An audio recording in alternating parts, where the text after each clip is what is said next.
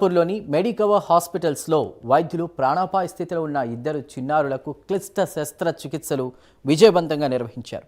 8 ఏళ్ల బాలిక శ్వాసలో ఇబ్బంది, మెడ నొప్పితో ఆసుపత్రికి వచ్చిందని, పరీక్షల్లో ఛాతీ వెనుక భాగంలో 8.7 సెంటీమీటర్ల పరిమాణంలో భారీ కణతి ఉన్నట్టు గుర్తించామన్నారు వైద్యులు.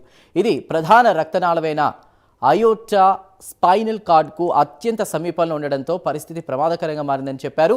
ఈ 2 కేసులు కూడా అత్యంత క్లిష్టమైనవని, స్పైనల్ కార్డ్ అయోర్టాకు సమీపంలో ఉన్నటువంటి కణితిని జాగ్రత్తగా తొలగించామని డాక్టర్ ప్రమోద్ రెడ్డి తెలిపారు. అలాగే సింగిల్ వెంట్రికల్ లోపానికి వ్యక్తిగత ప్రణాళికతో శస్త్రచికిత్స చేశామన్నారు వైద్యులు. 4 ఏళ్ల బాలుల్లో సింగిల్ వెంట్రికల్ గుండె లోపానికి శస్త్రచికిత్స చేయడంతో ఆక్సిజన్ స్థాయిలు మెరుగయ్యాయని అన్నారు. సకాలంలో వైద్యులను సంప్రదించడం చాలా ముఖ్యమని ఆసుపత్రి డాక్టర్ ప్రమోద్ రెడ్డి తెలిపారు. So she had a big tumor. Chest lo ek pedda mass undi 12 centimeter by 10 centimeter. So we removed that one and it's going inside the canal. It's a spine ki inside lopala kuda koncham tumor undi. Sir together we did surgery. So uttam tumor teesamu. Presently she is stable. So the tumor came non-cancerous. It's not cancer. So that is good thing for her, and then she recovered completely. It's a very rare tumor. It's a ganglioneuroma. Chala rare tumor undi. Less than 1% incidence undi the tumor ki.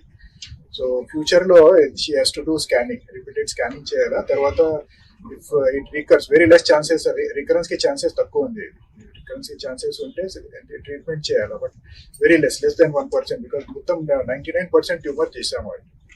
So the danger in this surgery is one is paraplegia. Paraplegia ki chances untundi. The 10 to 15% chances untundi paraplegia ki. This spinal nerve ki dagar undi the tumor. This teesamu the close microscope nunchi teesamu mottam. So presently she doesn't have any paraplegia. She recovered completely all right.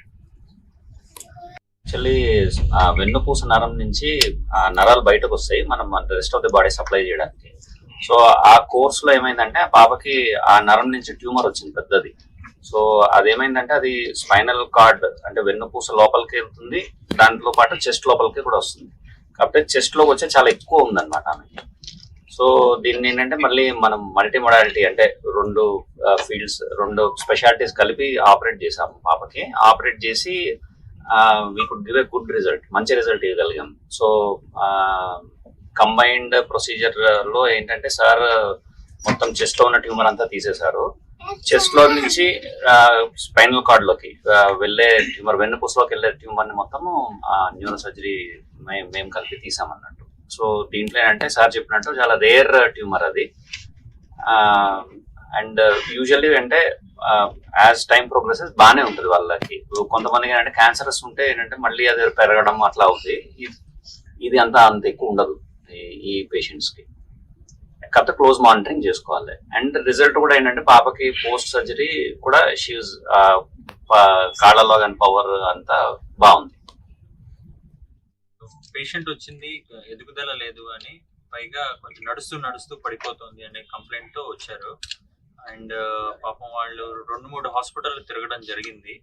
కాకపోతే ఒక 2-3 departments involve అయ్యి సమన్వయంతో పనిచేయాల్సిన దీంతో వాళ్ళకి ఎక్కడ ఉపశమనం లభించలేదు. దాంతో మా దగ్గరకు వచ్చారు మెడికవర్ హాస్పిటల్కి. ఇక్కడ మా cardiac surgery department and neuro surgery department కూర్చుని ఒక ప్రణాళిక వేసుకుని ప్లాన్ ప్రకారం we could do a successful surgery అన్నమాట. సో ఇందాక సార్ చెప్పినట్టు ఈ సర్జరీలో మెయిన్ రిస్క్ ఏముండే అంటే కాళ్ళు చచ్చిపడిపోయే అవకాశం. అది వెన్నుపూసకు దగ్గరగా ఉండడంతో ఆ నరాల దెబ్బతిని సర్జరీ టైంలో కాళ్ళు చచ్చిపడిపోయే అవకాశం ఉండింది. కానీ ఆ ఎక్స్పర్టీస్ ఉండడంతో అది అవాయిడ్ చేయగలిగాము. సర్జరీ అయిన రోజే పాప వెంటిలేటర్ నుంచి బయటకు వచ్చి సెకండ్ డే కల్లా వార్డుకి వెళ్ళిపోయి చక్కగా ఫుడ్ తినడం కూడా జరిగింది. సో సక్సెస్ఫుల్ గా ఎటువంటి ఈవెంట్స్ లేకుండా సక్సెస్ఫుల్ గా డిశ్చార్జ్ చేయగలిగాం.